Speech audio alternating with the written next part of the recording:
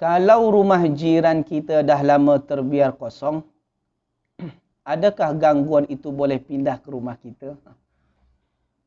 Assalamualaikum warahmatullahi wabarakatuh.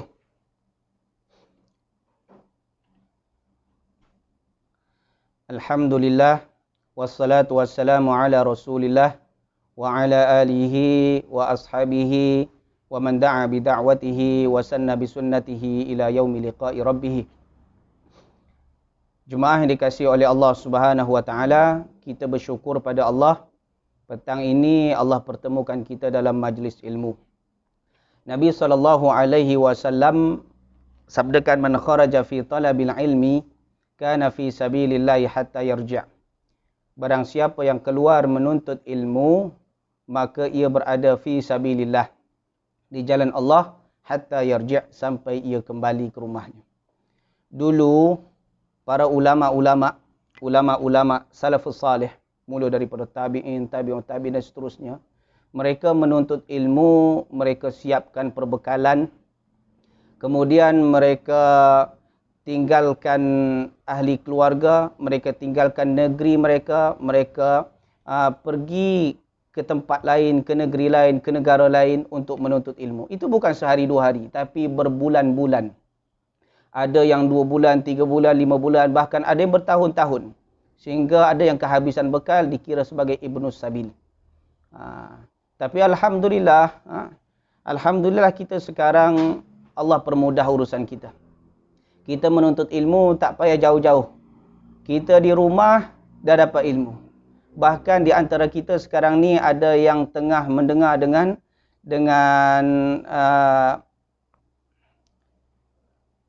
fokus. Dan ada juga di antara kita sekarang yang mendengar sambil baring. Dan ada juga yang mungkin sebahagian kita mendengar tengah drive. Dan mungkin sebahagian kita ada yang mendengar sambil tidur. Harap-harap tak ada yang dengar di toilet. Cuma dikasih oleh Allah, fabi ayyi ala'i rabbikuma tukadziban. Nikmat Tuhanmu mana lagi yang kau dustakan? Dah mudah dah sekarang ni. Adakah kita dapat pahala sama dengan para penuntut ilmu yang lain? Ya. Sebab kita sekarang menuntut ilmu walaupun melalui social media, melalui internet, melalui online, tapi insya-Allah kesungguhan kita dipandang oleh Allah Subhanahu Wa Taala. Jadi kita mohon pada Allah, moga-moga semua penonton, semua pendengar, kita dipermudahkan urusan kita dunia akhirat. Allah jadikan kita orang yang sentiasa istiqamah hingga ke akhir hayat, dan insya-Allah moga-moga kita dipertemukan oleh Allah Subhanahu Wa Taala di surga pada hari akhirat. Amin ya rabbal alamin. Jemaah yang dikasihi oleh Allah Subhanahu Wa Taala, sebelum kuliah kita mulai, saya nak maklumkan kepada semua bahawa saya difahamkan ada setengah jemaah kita yang nak join dengan kita, tapi mereka tak ada dalam grup. So, dia meminta kita untuk maknanya buatlah di social media yang lagi luas seperti YouTube atau Facebook dan seterusnya. Sekarang ni kuliah kita saya record. Nanti saya record, lepas tu saya masukkan dalam YouTube dan saya hantar dalam grup. Jadi barang siapa yang tak dengar lagi atau yang belum dengar atau ahli keluarga yang belum dengar, boleh dengar di YouTube. Kata Nabi SAW, man dalla ala khairin, barang siapa yang menunjukkan suatu kebaikan, kata Nabi SAW, falahu mithlu ajri fa'ilih, maka dia mendapat pahala sama dengan orang yang mengikutnya. Maknanya berapa ramai orang yang mengikutnya disebabkan dia berkongsi, maka begitu juga pahala yang dia dapat. Bahkan kata Nabi SAW, idza qamat ala ahadikum al-qiyamah, apabila salah seorang di antara kamu dekat mati kematian, apa yang Nabi katakan? Wa fi yadihi fasilah, dan di tangannya ada fasilah, ada contoh biji kurma. Zaman dulu biji kurma, sekarang contoh biji mangga. Maka falyagrisha, tanam dia. Mungkin kita tak makan, tapi ada orang yang mendapat manfaat selepas kita meninggal, maka pahalanya mengalir kepada kita. Jadi kita ni, saya record kuliah kita saya record, nanti saya masukkan dalam YouTube dan saya hantar dalam grup. Sila subscribe, like and share. Jemaah dikasihi oleh Allah Subhanahu wa taala. InsyaAllah pada kuliah kita petang ini kita masih lagi teruskan tentang ayatul ahkam, ayat-ayat hukum yang ada disebutkan oleh Allah dalam Al-Quran.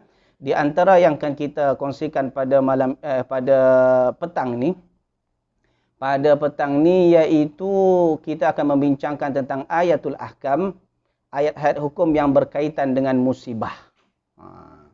Berkaitan dengan musibah. Kita akan petik dari firman Allah Subhanahu wa taala surah Al-Baqarah ayat 155 sampai 157.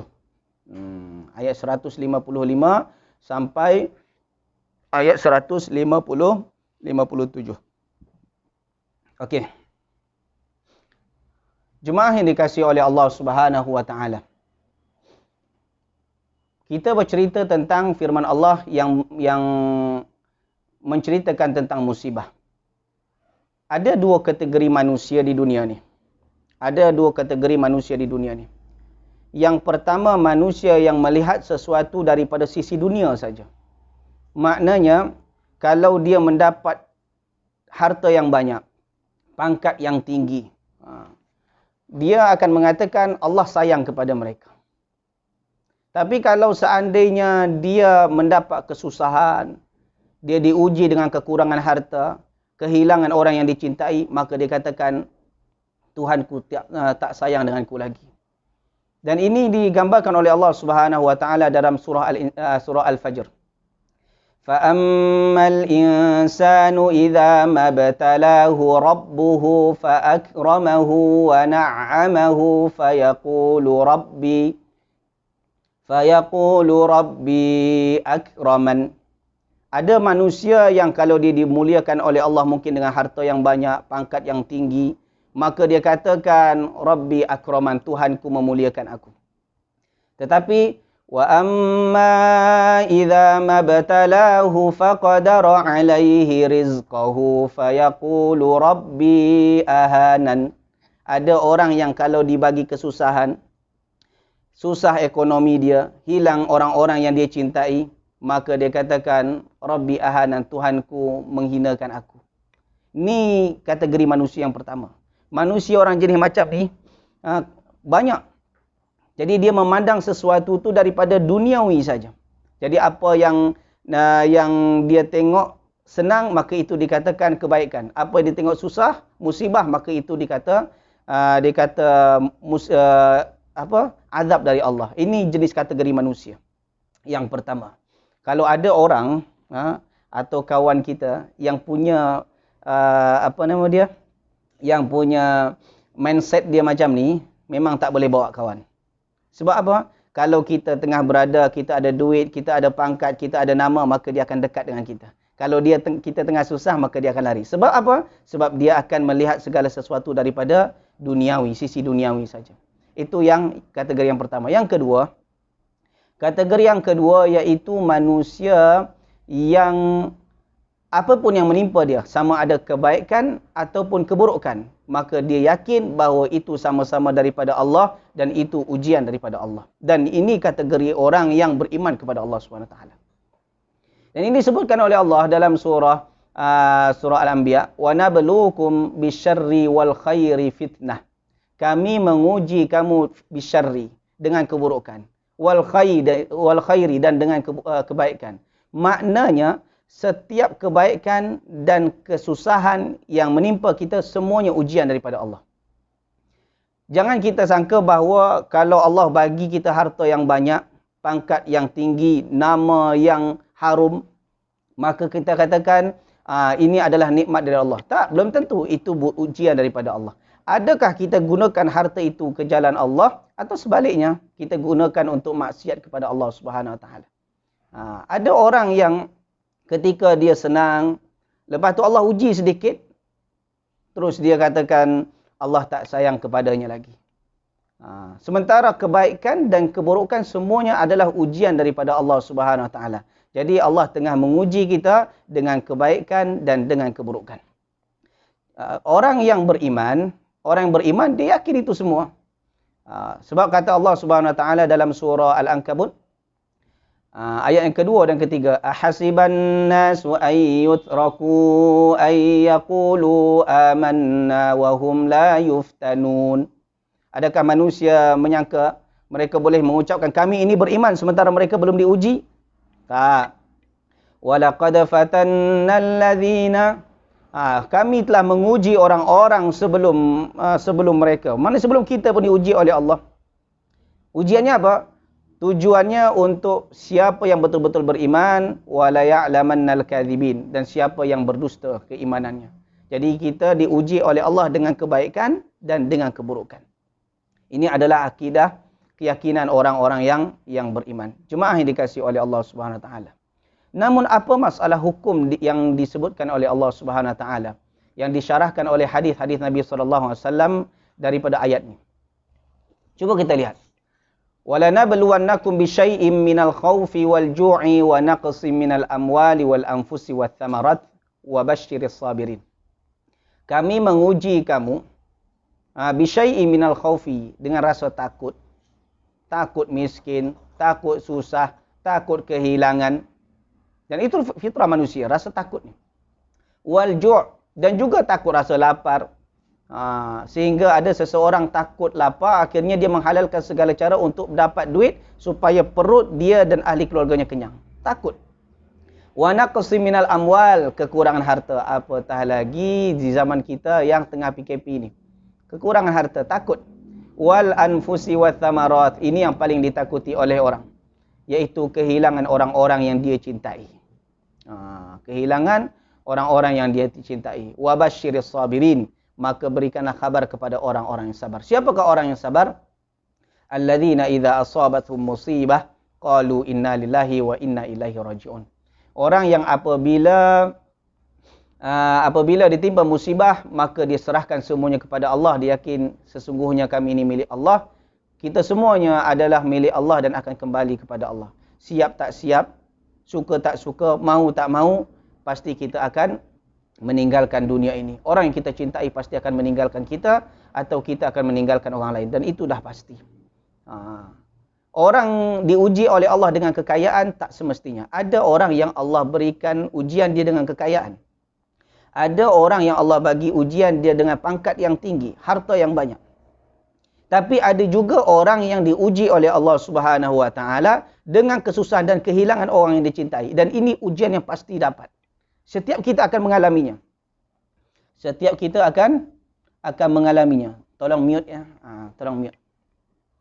Jadi jemaah dikasihi oleh Allah Subhanahu Wa Taala, harap mute. Yang baru masuk, yang baru join, sila mute. Okey, terima kasih. Jemaah yang dikasihi oleh Allah Subhanahu Wa Taala. Dulu ada salah seorang sahabat yang bernama Abu Salamah. Kisah ni mungkin di antara kita sebagian kita biasa dengar. Dia selalu hadir dalam majlis Nabi SAW. Jadi ketika itu Nabi menceritakan apa yang mesti dibuat oleh seorang yang beriman ketika ditimpa musibah. Pertama dia ucapkan inna lillahi wa inna ilaihi raji'un, maka Nabi mengajarkan dia satu doa. Apa doa dia? Allahumma ajurni fi musibati wa akhlif li khairan minha. Ni kena hafal ni. Sebab setiap kita pasti akan ditimpa musibah, kena hafal. Allahumma ajurni fi musibati wa akhlif li khairan minha. Tapi tak apa, tak payah tulis sekarang. Sekarang dengar fokus, nanti ada rekod dia, boleh dengar banyak kali. Inna lillahi wa inna ilaihi raji'un. Sesungguhnya kami ini milik Allah dan akan kembali kepada Allah. Allahumma ajurni, ya Allah berikanlah pahala dari musibah yang menimpaku ini. Wa akhlif li khairan minha, dan berikanlah yang terbaik dari apa yang hilang daripadaku. Setiap kita kalau kehilangan pasti sedih.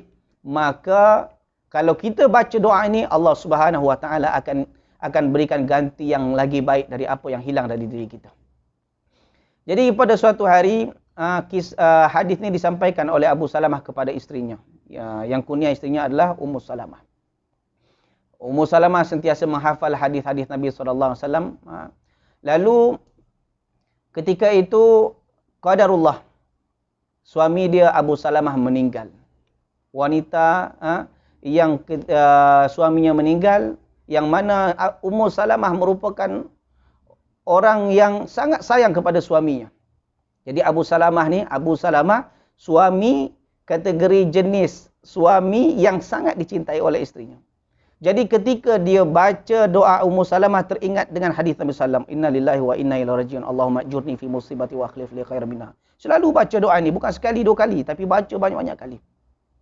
Tiba-tiba dalam hatinya terlintas, man huwa khairu min Abi Salamah? Agak-agaknya siapa yang Allah ganti yang lagi baik daripada Abu Salamah. Ni tengok, wahai para lelaki yang ada menyemak kuliah ni, ini jenis suami yang terbaik. Ketika anda semuanya meninggal, anda meninggal, isteri-isteri anda sedih. Jangan sampai ketika anda meninggal, nanti apa kata istrinya? Aku dah lama tunggu dia ni mati. Alhamdulillah sekarang dia mati. Jangan sampai ada isteri-isteri berkata macam tu. Kalau ada isteri-isteri berkata macam tu, maknanya suami adalah jenis suami yang tak baik. Khairukum li ahli wa ana khairukum li ahli. Kata Nabi SAW, orang yang terbaik di antara kamu adalah orang yang paling baik dengan ahli keluarganya. Sebab ada orang yang tak baik dengan ahli keluarganya. Dengan isteri, dengan suami, dengan anak-anak tak baik. Dengan orang-orang lain dia pemurah, tapi dengan isteri suami dia tak baik. Dia tak suka senyum. Dengan orang lain suka senyum. Tapi dengan pasangan hidup suami dan isterinya dia tak baik. Kata Nabi SAW, wa ana khairukum li ahli. Dan saya adalah orang yang paling baik kepada bergaul, bermuamalah dengan ahli keluargaku. Jadi jemaah dikasihi oleh Allah, dia baca doa ini, inna lillahi wa inna ilaihi raji'un, Allahumma ajurni fi musibati wa akhlif li khairan minha. Selepas habis masa iddah 4 bulan 10 hari. Sebab orang yang meninggal ditinggal suaminya meninggal, ditinggal suami. Sebab cerai ini ada dua kan, cerai hidup, cerai mati. Yang cerai mati disebutkan dalam Al-Quran, walladzina yatawaffawna minkum wa yadharuna azwaja yatarabbasna bi anfusihinna arba'ata ashhur wa ashra. Dia kena menunggu iddahnya selama 4 bulan, 4 ashhur bulan. 4 bulan wa ashra, tambah 10 hari. 4 bulan 10 hari. Selama 4 bulan 10 hari tak boleh keluar. Duduk dalam rumah, kecuali perkara-perkara yang emergency, kes-kes emergency, maka dia boleh keluar. Tapi kalau tak, duduk dalam rumah. Ketika habis masa iddah dia ni, maka datanglah seorang lelaki masuk meminang Ummu Salamah. Masuk meminang Ummu Salamah. Sebenarnya Ummu Salamah ni enggan menerima pinangannya. Tapi ternyata yang datang bukan orang-orang biasa. Bukan orang-orang yang kaleng-kaleng. Tapi orang yang memang betul orang-orang yang mulia. Dan bukan hanya mulia di antara manusia, tapi mulia daripada seluruh makhluk Allah. Mulia daripada malaikat. Siapa dia? Nabi Muhammad sallallahu alaihi wasallam. Nabi masuk meminang, diterima pinangannya oleh Ummu Salamah, dan akhirnya Ummu Salamah menikah dengan Nabi SAW. Ummu Salamah yang dulunya hanya isteri seorang sahabat, sekarang menjadi Ummul Mukminin, isteri Nabi SAW. Selepas dia katakan, ha huwa khairum min Abi Salamah. Inilah yang lagi baik daripada Abu Salamah. Tengok jemaah dikasihi oleh Allah. Setiap doa, kalau kita yakin, pasti Allah kabulkan. Dan itu saya dah pernah rasa. Bukan kata orang, saya pernah rasa. Saya pernah rasa setiap musibah, sama ada kecil ataupun besar, saya selalu baca doa ni. Allah kadang-kadang ganti kes, kadang-kadang Allah ganti dalam beberapa bulan, beberapa minggu, berbulan, kadang-kadang setahun, 2 tahun. Selepas tu saya sedar, alhamdulillah, Allah jauhkan, Allah tarik saya 1, Allah ganti saya 2 dan 3. Sebab apa? Sebab doa. Jadi kita kena yakin, setiap kali kita berdoa kena yakin. Udu'ullah wa antum muqinuna bil ijabah wa'lamu annallaha la yastajibu du'aan min qalbin ghafilin lahin. Berdoalah kamu dan kamu kena yakin kalau doamu pasti diijabah oleh Allah. Dikabulkan oleh Allah, dan ketahuilah bahawa Allah tak akan menerima doa daripada manusia atau makhluk yang hatinya lalai daripada mengingat Allah SWT. Jemaah yang dikasihi oleh Allah. Jadi ini yang pertama, apabila kalau kita ditimpa musibah, pastikan kita sentiasa istirja, kembali kepada Allah, inna lillahi wa inna ilaihi raji'un, dan baca doa ini, Allahumma ajurni fi musibati wa akhlif li khairan minha. Kemudian ada kekeliruan di tengah masyarakat Melayu kita ni. Ketika ada ahli keluarga yang meninggal, dan ini ada kes seorang pakcik yang mana isterinya meninggal. Di mana isterinya meninggal, isterinya dimandikan dan dikafankan. Maka semua ahli keluarga yang mahram dengan isterinya itu mula dekat mencium isterinya untuk kali terakhir. Dan yang terakhir adalah suaminya. Suami yang sangat sayang kepada isterinya, dia dekat dengan isteri dan dicium isterinya. Mulalah dia teringat kenangan-kenangan lama bersama isteri dia. Menitiklah air matanya kena dengan pipi kulit isterinya. Kemudian dia peluk kuat-kuat isterinya. Maka air mata dia ni mengalir sampai basahlah kain kafannya. Lalu tibalah Hero turun gunung. Makcik ni dia katakan, tengok tu, suami dia peluk isteri dia, peluk arwah sampai menangis, basah kena kain kafan dia dengan mata.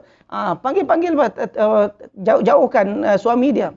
Nanti kasihan terseksa siapa si mayat arwah tu nanti, kata dia.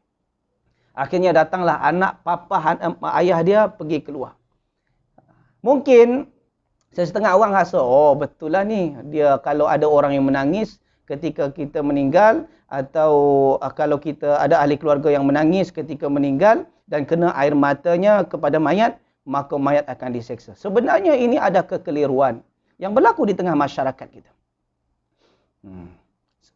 Dalam Islam, menangis merupakan rahmat dari Allah. Menangis fitrah. Setiap kita yang kehilangan orang yang kita cintai, sesuatu something yang kita cintai, apatah lagi orang yang kita kasih, pasti dia menangis. Oh, rasa ni takkan dirasakan bagi orang yang ahli keluarganya masih lengkap. Ada orang yang mak bapaknya masih hidup, isteri suami masih hidup, anak cucu masih hidup, dia takkan rasa macam ni. Tapi dia akan rasa apabila ada mungkin mak dia ahli keluarga yang dicintai, Allah tarik, Allah panggil, baru dia akan rasa bahawa langit tu tinggi ke rendah. Dia akan rasa pedihnya musibah yang menimpa dia. Maka hal ini ketika itu dia menangis, dan itu fitrah. Ketika menangis, boleh tak seorang yang apabila air mata kita ni kena dengan mayat, adakah mayat itu diseksa? Kerana setengah keyakinan setengah masyarakat kita, kalau seandainya air mata ni kena dengan kain kafan atau kena kulit mayat, maka dia akan tersiksa. Dengan hadis apa? Dia mungkin pernah dengar kuliah daripada seorang ustaz yang mengatakan innal mayyita la yu'adzabu bibukai ahlihi alaih. Sesungguhnya mayat diseksa oleh Allah disebabkan tangisan ahli keluarganya ke atasnya. Mungkin ustaz tu bagi kuliah, pertama yang disampaikannya itu betul. Tapi ketika itu dia dengar kuliah, dia tertidur. Masa dia tertidur, dia hanya dengar sepotong. Dia tak dengar ustaz tu jelaskan. Atau mungkin ustaznya tak jelaskan dengan penuh. Sebenarnya yang dilarang dalam Islam bukan air mata tu. Bukan menangis. Tak. Yang dilarang dalam Islam ialah niyahah. Ini hukum. Niyahah. Apa tu niyahah? Meratap. Kata Nabi SAW, laisa minna man darabal khudud wa syaqqal juyub wa da'a bid'awal jahiliyah. Bukan golongan kami, bukan umat kami, bukan amalan kami, kata Nabi SAW, orang yang ketika ditimpa musibah, darabal khudud, dia pukul, dia tampak pipi dia. Wa syaqqal juyub, dia koyakkan saku dia. Atau dia koyakkan baju dia. Wa da'a bid'awal jahiliyah. Maknanya dia berteriak-teriak, memanggil-manggil orang yang dah meninggal. Contoh suaminya meninggal, dia katakan, abang, kenapa abang cepat sangat pergi abang? Kenapa cepat sangat pergi abang? Tengok ni abang, anak-anak kita masih kecil lagi bang. Tengok siapa yang nak jaga dia, siapa yang nak carikan duit untuk dia, saya tak boleh cari duit. Ini yang diharamkan dalam Islam, itu namanya niyahah. Meratap ini yang diharamkan dalam Islam. Jadi al-mayyit yu'adzabu fi qabrihi bima niha alaih, bahawa mayat akan diseksa bahkan sampai di alam kuburnya disebabkan ratapan ahli keluarganya. Timbul soalan, kenapa yang buat salah orang, kenapa yang mayat kena seksa? Kan? Sepatutnya Yang meratap itulah yang kena seksa. Kenapa mayat pula? Apa kena mengena dengan mayat tu tak buat dosa pun. Tak salah pun. Ternyata Imam An-Nawawi rahimahullah ta'ala menceritakan di Asbabul Wurud. Sebab hadis ni keluar, dia takwilkan. Dulu di zaman jahiliah, ada jenis keyakinan, persepsi seorang apabila ketika dia mati, ramai orang yang menangis dengan kepergiannya, menandakan orang sayang kepadanya. Dan dia adalah orang yang sangat dicintai oleh masyarakat. Lagi ramai orang menangis, lagi tanda sayang orang padanya. Itu persepsi orang jahiliah zaman dulu. Sehingga sebelum dia mati, dia wasiat kepada ahli keluarganya. Esok, kalau aku mati, engkau nangis ya. Kalau dah habis air mata, suruh sambung dengan adik. Tak cuma sambung dengan anak ini, anak ni. Kalau tak dah habis air mata semua, bayar orang lain. Dan itu saya pernah tengok. Saya pernah tengok kita di sini masyarakat majmuk. Saya tengok ada orang non-Muslim ketika ahli keluarganya meninggal dan dia menangis, ahli keluarga menangis. Dan ketika isterinya menangis, penat isterinya, kakak dia. Kakak dia penat adik dia. Kemudian anak dia. Bergilir-bergilir. Ketika saya melihat, itu jiran saya. Masa tak jauh lah daripada rumah saya.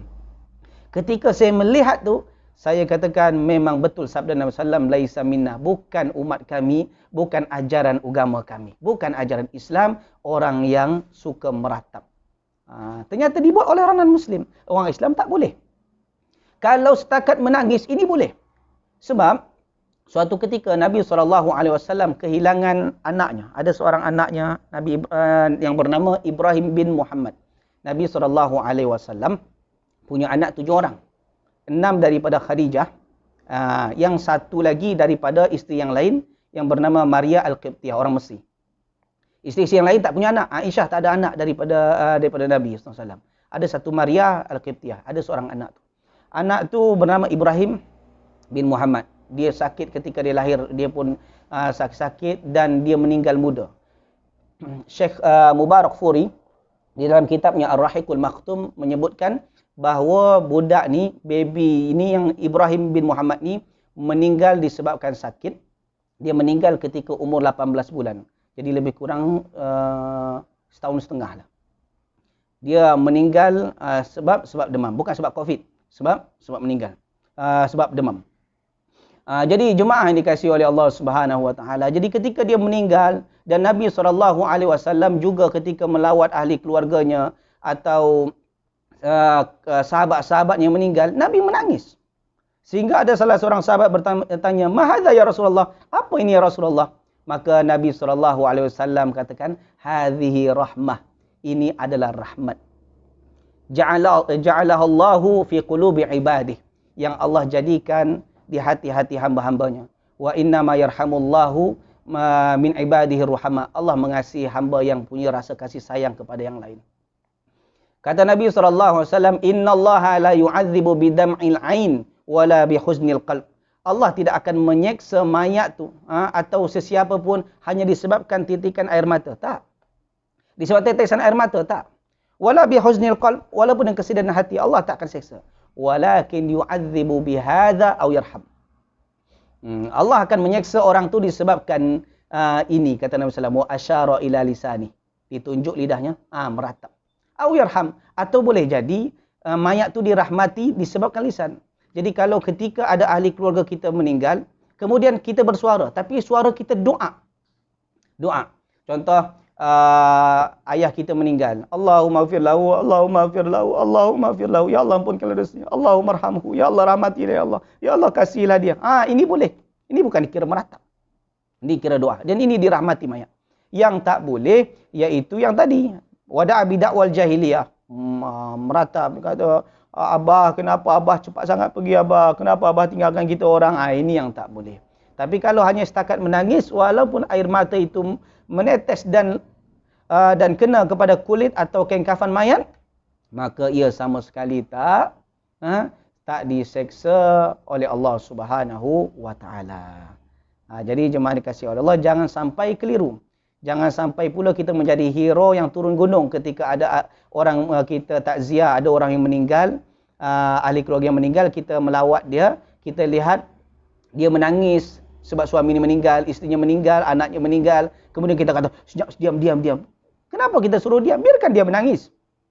Ya, itu fitrah, biarkan dia menangis. Janji jangan sampai meratap, itu saja yang tak boleh. Selain pada itu, maka dibenarkan dalam Islam. Allahu Ta'ala a'lam bissawab. Jemaah yang dikasihi oleh Allah. Okey. Masuk soalan ni. Kejap. Kita jawablah beberapa soalan ni. Assalamualaikum Ustaz. Kalau kita mimpi dengan orang yang sudah meninggal, apa yang harus kita buat? Jadi kalau kita mimpi dengan orang yang sudah meninggal, apa yang harus kita buat? Dengan siapa orangnya ni? Okey. Mimpi, okey. Mimpi ni terbagi dua. Boleh jadi ia permainan tidur, boleh jadi dia petunjuk. Mimpi boleh jadi permainan tidur, boleh jadi petunjuk. Bila menjadi permainan tidur?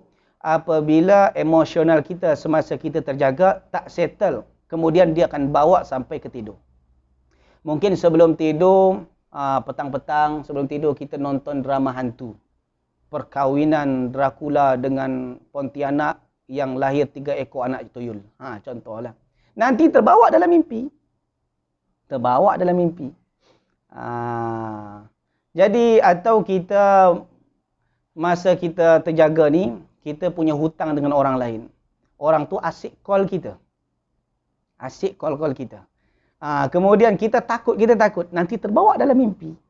Jadi emosional ketika kita terjaga tak settle, dia akan terbawa dalam mimpi. Ini jadi permainan tidur. Tapi ada juga mimpi itu merupakan hidayah, petunjuk dari Allah. Petunjuk dari Allah. Dan ini ada satu kes.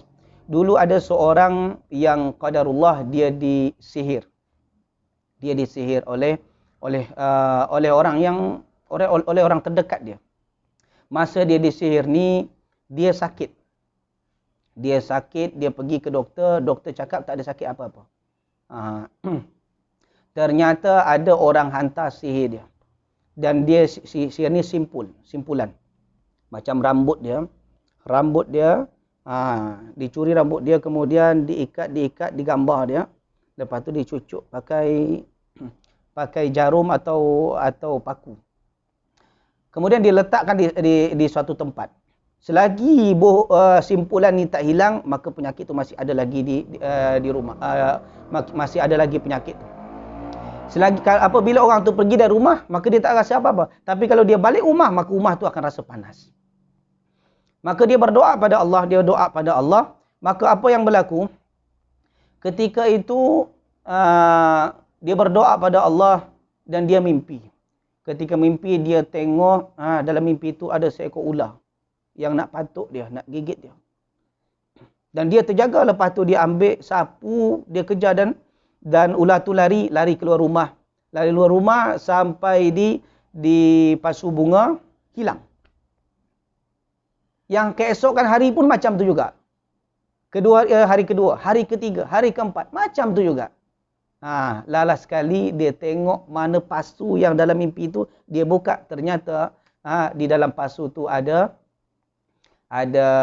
sihir yang diletakkan oleh orang lain. Kadang-kadang orang letakkan sihir tu tak jauh-jauh, dekat rumah aja. Di pasu bunga, kadang-kadang dekat pintu, kadang-kadang dekat tingkap, yang kita tak perasan kalau itu sihir. Jadi jemaah yang dikasihi oleh Allah, kadang-kadang dia permainan tidur, atau boleh jadi dia ni adalah petunjuk daripada Allah SWT.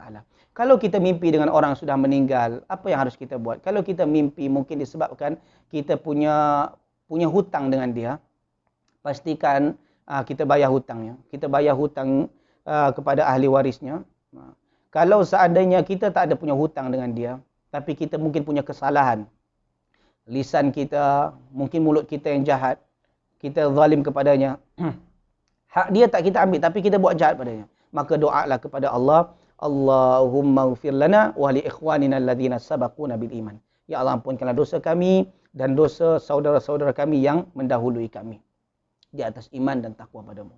Jadi kita minta ampun kepada Allah dan kita minta ampunkan oleh Allah untuk orang yang dah meninggal. InsyaAllah ini jalan yang terbaik. Okey. Kita jawab seterusnya. Salam Ustaz. Waalaikumsalam warahmatullahi. Semoga Ustaz selalu sihat. Amin.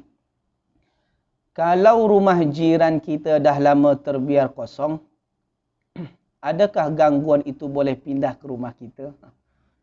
Ini banyak kes macam ni. Kalau rumah jiran kita dah lama terbiar kosong, adakah gangguan itu boleh pindah ke rumah kita? Saya ada dulu tinggal di satu apartmen juga. Saya duduk di tingkat 16. Tingkat 16. Rumah sebelah saya tu kosong 5 tahun. Diganggu tak? Ganggu. Kadang-kadang dia ketuk pukul 11 malam, pukul 12 malam dia ketuk. Dia ketuk dinding tu. Tuk, tuk, tuk, tuk, tuk, dari sebelah rumah. Mula-mula saya takut jugalah. Tapi dah lama kelamaan dah biasa dia ketuk, saya biar je. Ketuk lah. Dah penat nanti dia berhenti sendiri. Sebab owner tak bagi sewa orang dan dia pun tak duduk sana. Dia biarkan kosong sampai 5 tahun. Sebelum tu kata orang sebelum tu dia pun dah kosong juga. Jadi sebab hari ni kan ramai orang yang beli rumah banyak-banyak, beli banglo, beli kondo, rumah tu bukanlah disewakan, bukanlah di tempat juga, bahkan dia biarkan kosong. Ini pembaziran. Pembaziran dan akan ditanya oleh Allah Subhanahu Wa Taala. Jadi kalau seandainya rumah tu terbiar kosong, boleh tak gangguan itu boleh pindah ke rumah kita? Gangguan siapa ni? Gangguan jin. Boleh? Boleh pindah. Siapakah jin yang ganggu rumah kita? Kata Allah Subhanahu Wa Taala, wa annahu kana wa anna minna salihun wa minna duna dzalik. Kata Nabi kata Allah menceritakan tentang jin. Ada dalam surah jin, wa anna minna salihun. Di antara kami ada yang saleh. Dan di antara kami ada yang salah. Begitu juga wa anna minal muslimuna wa minal qasitun. Di antara kami ada yang muslim dan ada juga yang kafir. Macam manusia lah. Jin ni kan macam manusia. Ada yang baik, ada yang tak baik. Ada yang muslim, ada yang kafir. Kata Nabi SAW, al-muslim man saliman muslimuna min lisanihi wa yadihi. Seorang muslim, iaitu muslim yang orang lain aman disebabkan gangguan tangan dia atau lisan dia. Itu seorang muslim. Kalau muslim manusia, kalau betul-betul Islam, betul-betul beriman, dia takkan kacau orang. Dia sibuk dengan urusan dia akan mengajak orang berbuat baik. Tapi kalau tak, dia akan kacau orang. Walaupun kita tak kacau dia. Itu manusia. Ada orang yang tengok perompak-perompak tu. Orang pecah rumah. Kita tak ganggu dia pun. Tapi kenapa dia ganggu kita? Walaupun dia beragama Islam, di IC dia Islam, di kad pengenalan dia Islam, tapi dia bukan betul-betul Islam. Dia adalah orang-orang yang syaitan secara zahir. Maka diganggu kita. Macam tu juga, jin pun macam tu juga. Ada yang baik, ada yang tak baik. Yang saleh, yang baik, dia hanya tertumpu pada amal soleh saja. Wa ma khalaqtul jinna wal insa illa liya'budun. Aku tidak ciptakan jin dan manusia kecuali untuk beribadat kepadaku. Maknanya dia hanya beribadat saja, dia takkan ganggu orang. Tapi yang ganggu orang ni boleh jadi jin kafir atau jin fasik. Jin kafir atau jin fasik. Boleh tak dia pindah ke rumah kita? Dia ganggu kita? Boleh. Dia boleh ganggu kita. So macam mana? Dia boleh masuk ke dalam rumah kita. Dia boleh kacau ahli keluarga kita. Dulu isteri tengok suami handsome. Sekarang tengok suami dia macam vampire. Dulu suami tengok isteri dia macam Cinderella. Sekarang dia tengok macam nenek lampir. Ini boleh jadi sebab apa? Sebab gangguan.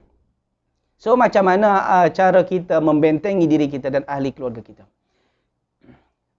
Ada seorang syekh. Di mana dia suka meruqyah. Jadi ketika meruqyah ni, dia biasa jin ni kan masa dia ruqyah, dia suka meminta syarat. Saya nak keluar tapi dengan syarat.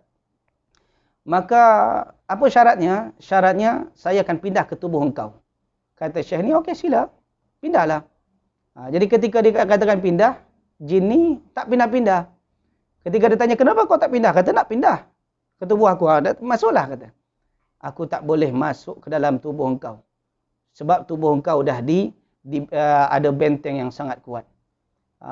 Maka lalu dia pun memuji Allah, Alhamdulillah, ternyata betul apa yang disabdakan oleh Nabi SAW. Kata Nabi SAW, barang siapa yang pada pagi harinya mengucapkan La ilaha illallah wahdahu la syarikalah lahul mulku wa lahul hamdu yuhyi wa yumitu wa huwa ala kulli syai'in qadir. La ilaha illallah wahdahu la syarikalah lahul mulku wa lahul hamdu yuhyi wa yumitu wa huwa ala kulli syai'in qadir. Berapa banyak? 100 kali. Banyak 100 kali. Dan ini ada dalam hadis. Ada dalam hadis sahih. Baca 100 kali, insya-Allah dia akan selamat daripada gangguan mana-mana syaitan sampai ke petang. So kalau petang macam mana? Petang baca lagi lah, dapat membentengi sampai subuh hari. Kemudian rumah kita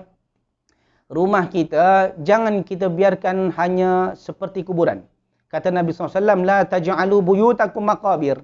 Jangan kamu jadikan rumahmu seperti kuburan. Fa inna syaitana yanfiru minal baitil ladzi tuqra'u fi surat al-Baqarah. Jangan kamu jadikan rumahmu seperti kuburan. Maksudnya apa? Pergi pagi, kerja, balik malam, lepas tu tidur. Sebelum tidur main handphone. Lepas tu hari-hari macam tu, tak ada amal soleh di dalam rumah. Maka ini rumah ni seperti kuburan dan tempat sarang syaitan. Oleh sebab itu kata Nabi SAW, buatlah amalan soleh, di antaranya baca Al-Quran. Kerana syaitan akan lari daripada rumah yang dibacakan surah Al-Baqarah. Walaupun hadis ni sahih, riwayat Imam Muslim. Walaupun hadis ni mengatakan surah Al-Baqarah, bukan bermakna Al-Baqarah saja. Kita baca 30 juzuk itu lagi afdal, lagi baik. Hari ini baca Al-Baqarah. Seterusnya baca Ali Imran. Baca An-Nisa, Al-Maidah, An'am, A'raf, seterusnya sampai An-Nas. Maka itu yang baik. Dibaca dengan selalu baca di rumah, maka insya-Allah bacaan ini akan membentengi rumah kita daripada gangguan-gangguan syaitan. Jadi syaitan boleh masuk ke rumah kita, ganggu kita, sama ada dia pindah daripada rumah kosong sebelah rumah kita atau dari rumah kosong yang lain pindah ke rumah kita. Boleh jadi. Tapi bentengilah diri kita dengan baca tadi la ilaha illallah wahdahu la syarikalah lahul mulku wa lahul hamdu yuhyi wa yumitu wa huwa ala kulli syai'in qadir. Baca 100 kali pagi dan 100 kali petang, dan kemudian selalu buat amalan-amalan soleh di rumah, insya-Allah tak akan ada gangguan masuk ke dalam rumah kita. Itu soalan kedua. Soalan yang ketiga,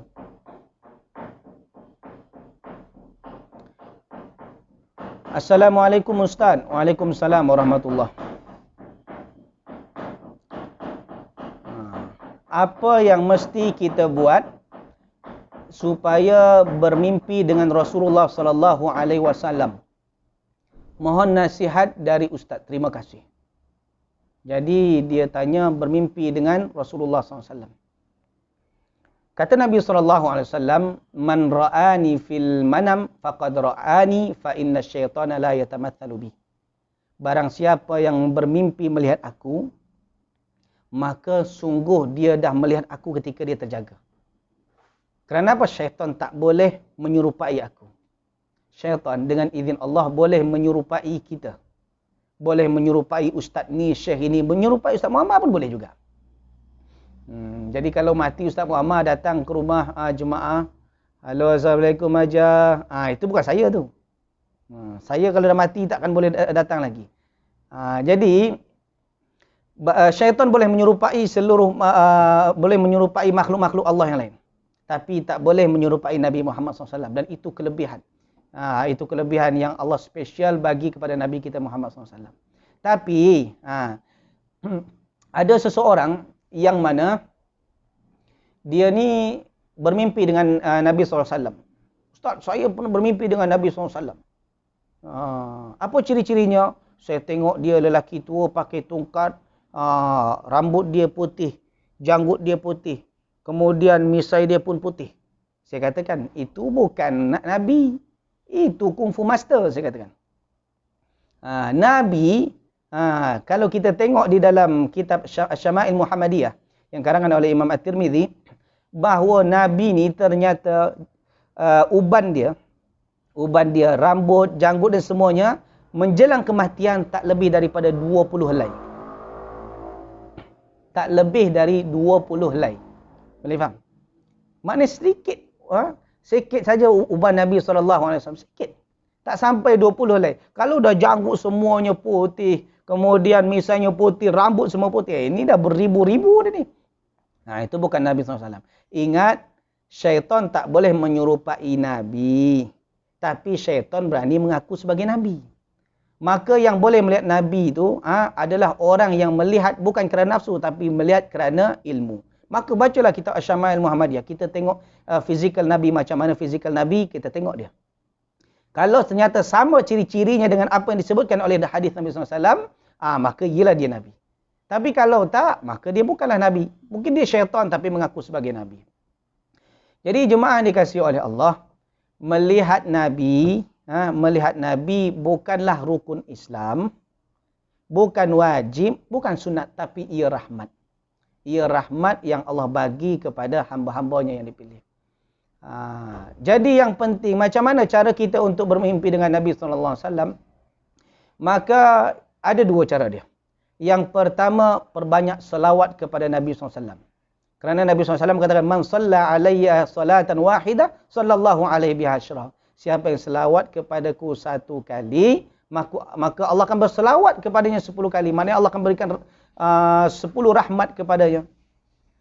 Dan boleh jadi di antara salah satu rahmatnya, Allah izinkan kita bertemu dengan Nabi SAW walaupun dalam mimpi. Yang kedua, mengikuti sunnah Nabi SAW. Sebab dalam Al-Quran ada katakan, Qul in kuntum tuhibbunallah fattabi'uni yuhibbukumullah wa yaghfir lakum dzunubakum. Kalau kamu cinta pada Allah, maka ikuti aku, kata Nabi SAW, ikuti Nabi SAW, maka Allah akan cinta padamu. Kalau Allah cinta pada kita, apa yang kita nak, maka dikabulkan oleh Allah Subhanahu Wa Taala. Sama seorang suami yang cinta pada isterinya, apa yang isteri nak, dia bagi. Tapi pasti suami yang baik, dia akan tengok apa yang isteri dia nak, baik tak untuk isteri dia. Kalau baik, maka dia bagi. Itu tanda cinta. Kalau semua dia bagi, lepas tu yang tak baik pun dia bagi juga, ini pun bukan tanda sayang, tanda benci pada isteri. Jadi kalau Allah sayang pada kita, pasti Allah akan bagi apa yang kita nak. Allah tahu kita nak bertemu dengan Nabi SAW, walaupun dalam mimpi, maka insya-Allah Allah dengan ikut syariat Nabi SAW, ikut sunnah Nabi SAW, maka Allah akan izinkan kita bertemu dengan Nabi SAW. Kalaupun kita tak mengikut, kalaupun kita tak bertemu dengan Nabi, tak melihat Nabi SAW dalam mimpi, tak payah sedih. La tahzan. Jangan sedih. Kerana apa tadi? Dia bukan rukun, bukan wajib. Dan dia bukan sunat. Bahkan ada satu fadilah, satu kelebihan yang dibanggakan oleh Nabi SAW, umatku yang mendapat syafaat Nabi SAW di antaranya yu'minu nabi walam yarawni, iaitu umatku yang beriman kepadaku sementara dia tak pernah melihat aku. Siapa tu? Kita lah.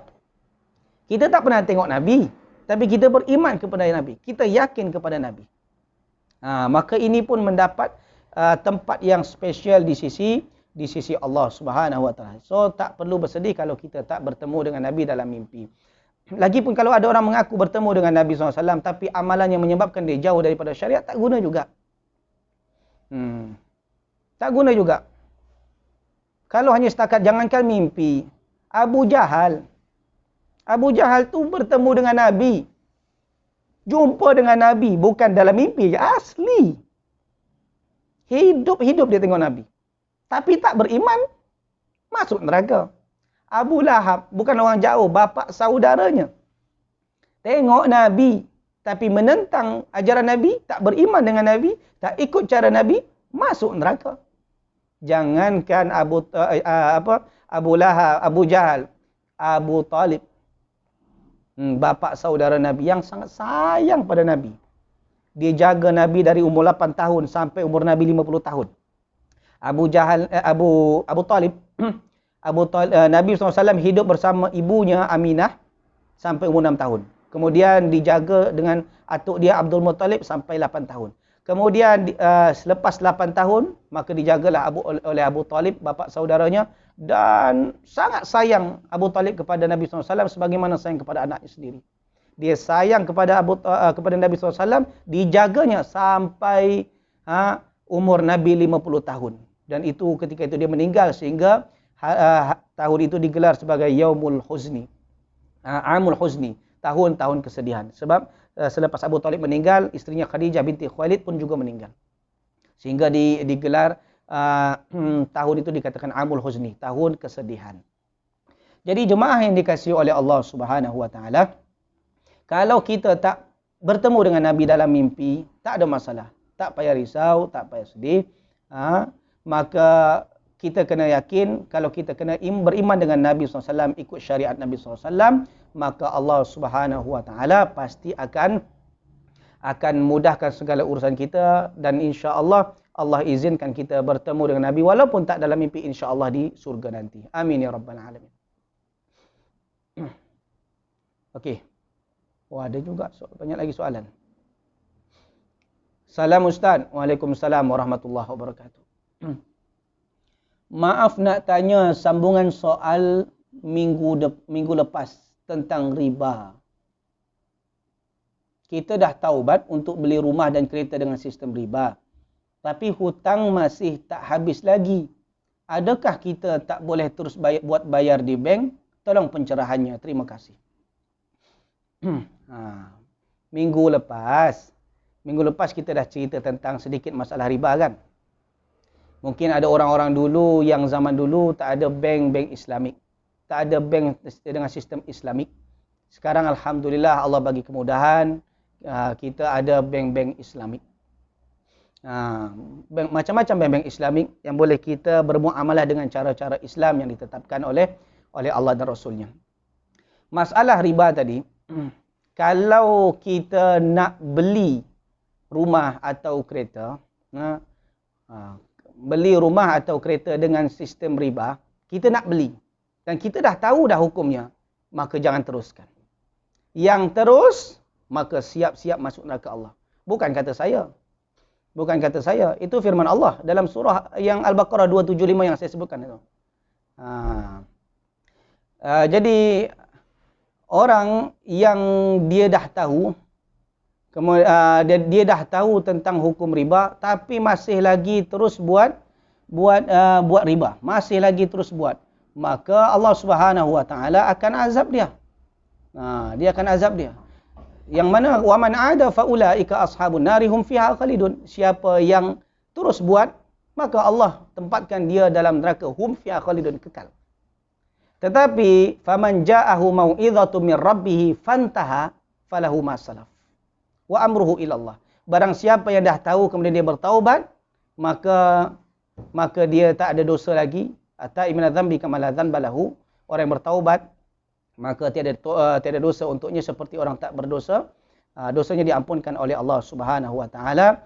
Maka yang dosa-dosa lama insya-Allah diampunkan oleh Allah Subhanahu wa taala. Tapi jangan buat lagi. Itu je. Kalau seandainya kita masih ada hutang Ustaz, masih ada hutang, adakah kita kena terus bayar? Ya. Kalau kata Allah Subhanahu wa taala, ini kata Allah Subhanahu wa taala. Cuba kita lihat di dalam surah Al-Baqarah tu ayat yang 279. Fa illam taf'alu fa'dhanu biharbi minallahi wa rasulih. Kalau kau tak tinggalkan riba, Allah dan Rasulnya akan mengisytiharkan perang dengan kamu. Tapi wa in tubtum, kalau kamu bertaubat, falakum ru'usu amwalikum. Kalau kamu bertaubat, hak kamu masih boleh kamu ambil. Apa contohnya? Kita punya duit 10,000. Kita pinjamkan pada orang lain dengan ansuran 1,000 selama setahun. Maknanya 12,000 lah. Kita dapat untung 2,000.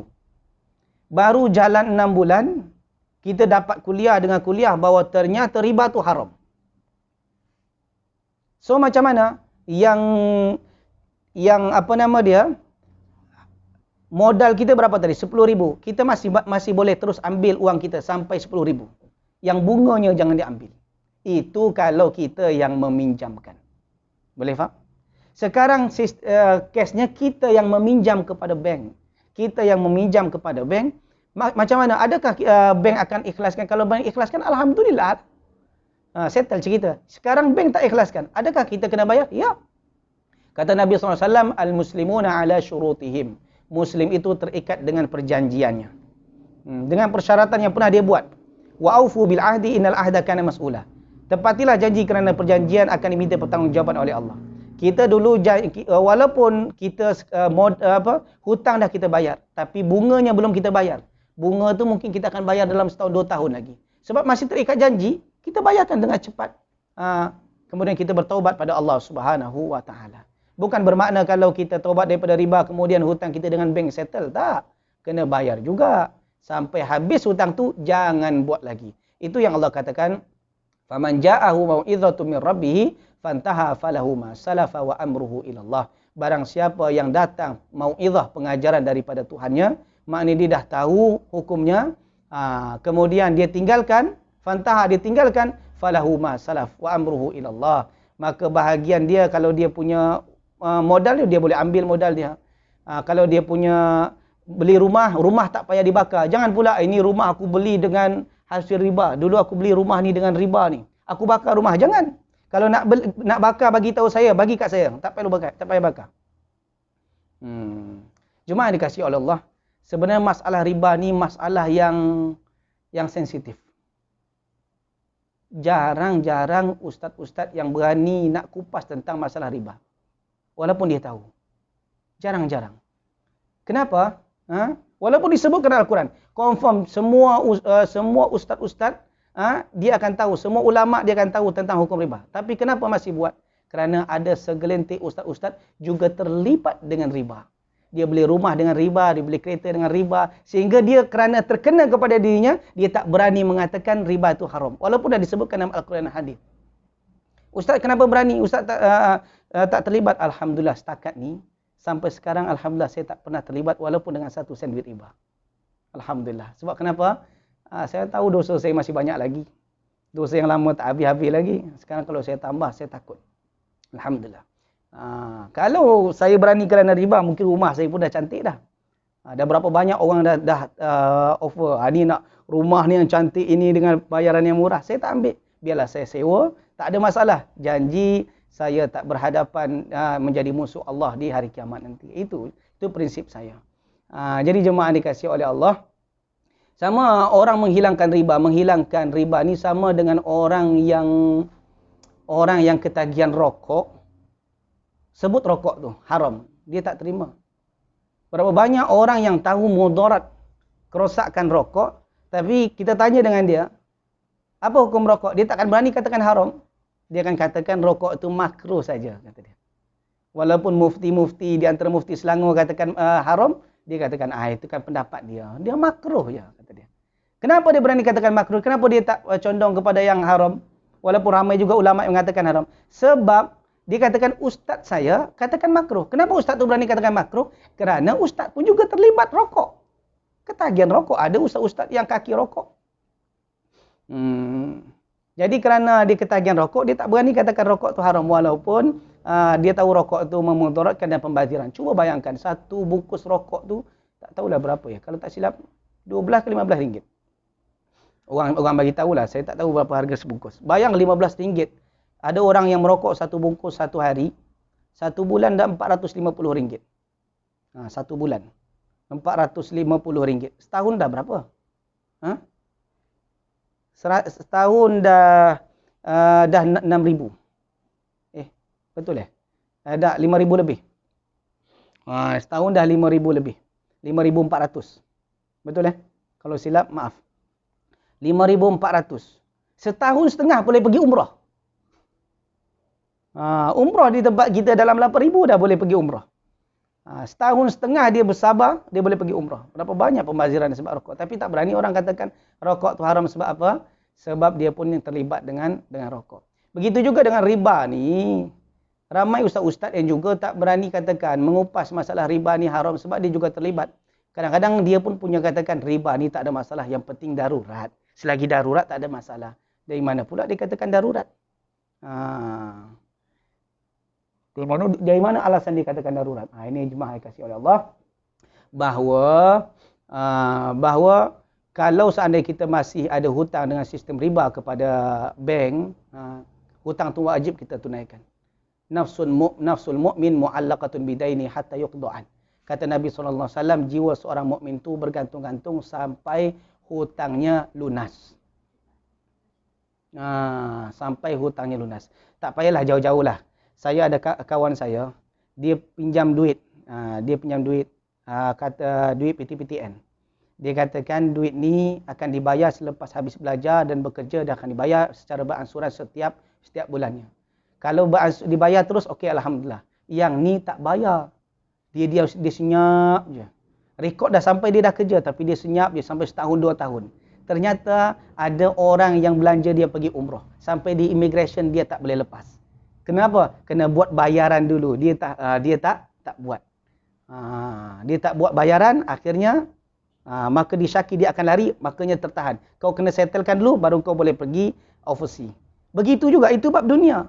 Maka di akhirat juga macam tu. Walaupun kita punya amalan soleh yang banyak, ibadah kita banyak, nak masuk surga, stop. Lunaskan hutang dulu. Tapi tak ada duit, tak ada dirham, tak ada dinar, tak ada ringgit, maka bayar dengan pahala kita. Pahala dah habis, bayar dengan dosa. Maknanya dosa orang tu bagi kepada kita. Kalau dah habis, pahala habis, dosa bertambah, niatnya masuk ke dalam surga. Ingatkan masuk surga, ternyata dibuang ke dalam neraka Allah. Na'udzubillah. Maka jangan main-main dengan bab hutang. Allah Ta'ala alam. Itu sajalah. Yang ada lagi soalan, saya rasa cukupkan dulu, saya pun dah kering dah. Tapi insya-Allah kuliah kita ni saya dah record. Nanti saya masukkan YouTube. Ingat, jangan lupa subscribe, like and share. Okay? Nanti ramai-ramai orang yang bertaubat pada Allah walaupun kita belum mengamalkan. Mudah-mudahan itu menjadi sedekah jariah, amalan jariah untuk kita. Amin ya rabbal alamin. Okey ya. Jadi kalau ada soalan-soalan lain, nanti masuk je dalam WhatsApp saya. Yang tahu WhatsApp saya, boleh masuk dalam WhatsApp saya. Kalau ada kuliah lagi, nanti kita akan jawab. Boleh saya jawab insya-Allah. Okey, kita doa sikit dulu ya. Na'udzubillahi minasyaitonirrajim. Bismillahirrahmanirrahim. Alhamdulillahirabbil alamin, wassalatu wassalamu ala asyrafil anbiya'i wal mursalin wa ala alihi wa ashabihi ajmain. Allahumma ighfir lana dzunubana, ya Allah ampunkanlah dosa kami. Warhamna, rahmatilah kami. Wajuburna, cukupilah segala kekurangan kami. Warzuqna, murahkanlah rezeki kami. Allahumma yassir umurana fid dunya wal akhirah. Ya Allah, mudahkanlah segala urusan kami dunia akhirat. Ya Allah, jadikanlah kami hamba-hamba-Mu yang ikhlas. Ya Allah, selamatkanlah kami, ahli keluarga kami daripada wabak yang mematikan dan takdir yang buruk. La ilaha illa anta subhanaka inna kunna minadh zalimin. Rabbana atina fid dunya hasanatan wa fil akhirati hasanatan wa qina adzabannar. Wa sallallahu ala Muhammad walhamdulillahi rabbil alamin. Okey, itu saja yang boleh saya kongsikan pada petang ini, semoga bermanfaat. Ada betul itu semua datang dari Allah. Silap salah itu berpunca daripada kebodohan dan kejahilan saya sendiri. Kepada Allah saya minta ampun, dan kepada semua jemaah saya mohon maaf. Subhanakallah bihamdik, asyhadu an la ilaha illa anta astaghfiruka wa atubu ilaik. Assalamualaikum warahmatullahi wabarakatuh.